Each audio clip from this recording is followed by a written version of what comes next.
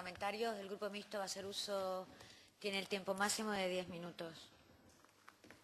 Señora Presidenta, el consejero tiene que apagar el micrófono. Pues muy buenos días a la señora Presidenta, los representantes del Departamento con su titular al frente y a los medios de comunicación. Yo creo que este Departamento pone en evidencia algo que aquí hemos reiterado estos días en relación a esta norma presupuestaria y a otras, y es que estamos asistiendo los últimos años a políticas presupuestarias de carácter recesivo, donde el ajuste y los recortes dominan la orientación de las políticas presupuestarias y así nos va. Este es un departamento aquí en otras estructuras de gobierno donde está lo sustancial de las inversiones reales y donde debiera estar pues, el esfuerzo que debiera darse en un momento tan crítico de la economía. Nosotros hemos sostenido desde el principio de la crisis y lo seguimos reiterando que en momentos como este, donde hay una retracción en la inversión privada, toca inversión pública para romper el momento anticíclico. Y, por lo tanto, volvemos a reiterar que estos presupuestos, desgraciadamente, son de la misma naturaleza que los presupuestos del pasado año o que los presupuestos de orden estatal. Presupuestos que no ayudarán a combatir la crisis, presupuestos que no ayudarán a mejorar la demanda, que no ayudarán a la recuperación del empleo. Son presupuestos de la resignación y, por lo tanto, de evidente escaso impacto en la economía. Cierto es que en este departamento se pone también en evidencia otro tema, y es el trato que el Gobierno de España da a esta comunidad en relación a las inversiones.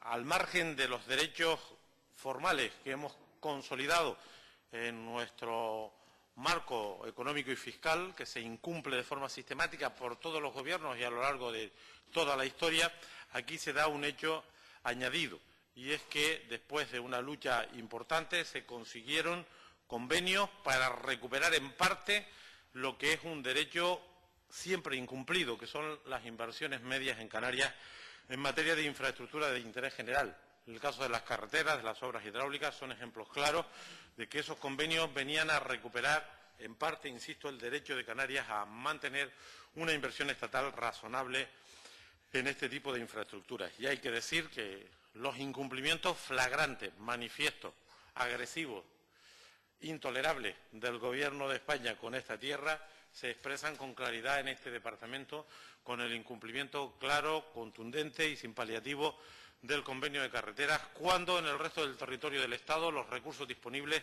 se siguen repartiendo en función de otros intereses, cuando se siguen haciendo infraestructuras nuevas en otros lugares de España, sean ferroviarias o de carretera. Aquí se paralizan infraestructuras en ejecución, algunas de ellas absolutamente vitales e inaplazables. Por lo tanto, presupuestos restrictivos, presupuestos que expresan el trato indebido, injusto, atropellado del Gobierno de España a esta comunidad, vulnerando la legalidad y vulnerando incluso los convenios suscritos y sin negociar. Estamos de acuerdo en que el transporte se regulariza, está bien este proceso que hemos vivido en los últimos años, de poner en el presupuesto lo que dedicamos al transporte de mercancías, pasajeros y al transporte regular, que también sufre un recorte, porque aquí el Gobierno de Canarias no hace aporte adicional, transita, digamos, el aporte que hace el presupuesto estatal, ha pasado de 30 a 25 millones, una agresión más a esta tierra en esa materia. No vamos a hablar hoy de planeamiento, tendremos opción de hacerlo, la cantidad presupuestaria no es lo determinante, lo importante es la orientación de lo que se haga y al servicio de quien esté, pero tocará hacerlo en otro momento. Y sí quiero comentar una cuestión. Ya sabe el señor consejero que al que le habla le cae muy bien él y su equipo, ¿no? Y hoy me cae un poco mejor porque ha sido usted el único que ha puesto las cosas con rigor en esta comisión. El único. Habrán visto los que observen la información que el señor consejero por fin ha hecho referencia al crédito extraordinario para evaluar el análisis del presupuesto del año 13 y del año 14. Como no podía ser menos, el señor consejero ha puesto presupuesto inicial del año 2013 y crédito extraordinario o crédito adicional decidido por este Parlamento. Es que no se puede evaluar la política presupuestaria sin eludir el crédito extraordinario. El señor consejero, con buen criterio, ha puesto el presupuesto inicial 40 millones, más 20.900.000 euros que se incorporaron al departamento para inversiones en el año 13 a través de un crédito extraordinario. Es así como se interpretan los presupuestos y no como lo ha hecho el Gobierno en general y el resto de los departamentos. Es decir, que en carretera no solo se ha invertido el presupuesto inicial, sino los 20.900.000 euros del crédito extraordinario. Y es el único consejero que ha hecho referencia a este tema y el único que lo hace con rigor, porque el resto tratan de eludir, como he puesto en evidencia aquí un día tras otro, que el crédito extraordinario es un adicional de presupuesto, en este caso considerado en virtud de un hecho positivo, que fue la flexibilización del déficit y una distribución ciertamente injusta, pero una distribución que nos permitió pasar del 0,7 al 1,2, 206 millones de crédito extraordinario. Es así como se miden las cosas. De la otra manera se engaña, se confunde, se trata de maquillar los datos. Y el señor consejero lo ha hecho con rigor.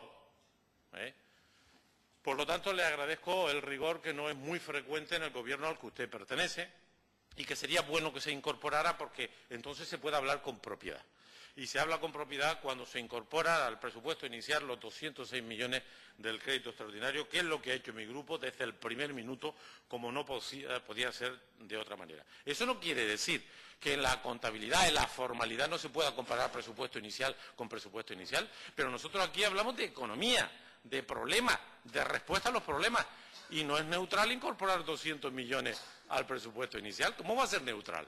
Concretamente el señor consejero, y a nosotros nos pareció poco lo que conquistó en ese crédito extraordinario, consiguió pues 20 millones y tenía 40. Es decir, aumentó en un 50% los recursos para su tarea importante en el ejercicio corriente. Por lo tanto, insisto en este tema, porque lo digo para los incrédulos o para los que tratan de solo obedecer, ¿no? Es así como se miden las cosas y es de reconocer esto, que es normal, al señor consejero. Decirle que efectivamente las inversiones en infraestructura no hay que medirlas año a año, hay que medirlas con perspectivas de tiempo, y yo estoy de acuerdo, creo que eso es lo razonable, e incluso había que medirlas en perspectiva de las condiciones objetivas, orográficas de los territorios. No es lo mismo hacer una carretera en territorio llano que en territorio montañoso, en los nortes que en los sures, es evidente. Pero si bien eso en carretera existe un razonable equilibrio, porque yo creo que hemos cuidado todos aquí responder a las necesidades de una manera equilibrada y razonable, comparando periodos largos para ser justos, en el caso de Puerto sí que nos salen las cuentas. En el caso de Puerto ha habido unas decisiones que han estado artefactadas por otro tipo de intereses y yo me limito a que interpreten ustedes el cuadro de la evolución de las inversiones en materia de puertos y vean que ahí sí que es difícil buscar una racionalidad, viendo periodos largos, muy largos diríamos, porque en puertos para hacer un esfuerzo todavía un poco más, ustedes se van al 2000, en carretera empiezan del año 10 y en el otro se van al 2000 para ver si al final sale un poco mejor los números, y no salen, lo digo por constatar también ese dato. Y luego hay un tema final, porque ¿cuánto tiempo me queda, señora presidenta? Porque no puse el chisme este. Y no quiero abusar, ya sabe que no me gusta. 2 minutos. Y decirle una cuestión.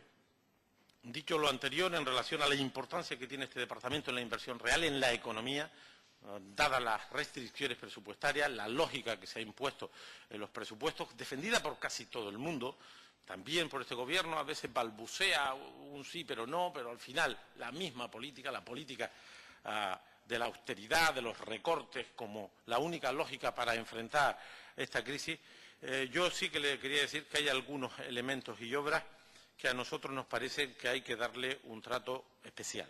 Y me voy a referir a una en la que tengo una vinculación, ya sabe usted, de todo orden, ¿no?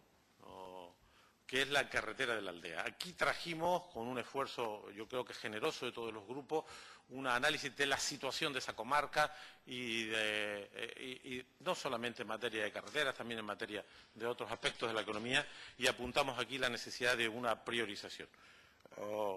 Nosotros creemos que la cantidad que se asigna a la carretera de la Aldea, en el contexto de este presupuesto se puede entender, pero en el contexto de las necesidades de esa comarca es imposible. Con 3 millones no hacemos nada, no impactamos prácticamente en nada. Y yo lo que le pregunto es, hay 333 millones no territorializados en materia de inversión. Nosotros lo vamos a analizar, no aquí, en el conjunto del departamento. Ya sabe usted que las inversiones hay unas que se territorializan, las suyas son claramente territorializadas, luego hay inversiones que no, las analizaremos, porque nosotros sí que vamos a pelear en la medida de nuestras posibilidades. Si lo podemos hacer con todo sería ideal, y si no lo haremos en solitario, como hacemos muchas de las cosas en este Parlamento. Vamos a pelear para mejorar la asignación presupuestaria a esa obra, porque es una obra que no solamente tiene dimensión económica, sino que tiene una dimensión sobre la seguridad de las personas, sobre, evidentemente, la economía depauperada de esa comarca, con el 42% de paro y en crecimiento, y donde las comunicaciones no son un capricho, además de ser un problema de seguridad, son infraestructuras para la economía, para la mejora de la actividad, y vamos a intentar pelear por ella en la medida de nuestras posibilidades. Por lo demás, volver a reiterar que este es un presupuesto que no ayudará a la recuperación de la economía, que no contribuirá a la recuperación del empleo y que, desgraciadamente, es más de lo mismo desde el punto de vista presupuestario, como hemos venido denunciando los últimos años, tanto a la política presupuestaria de orden estatal en la Canarias.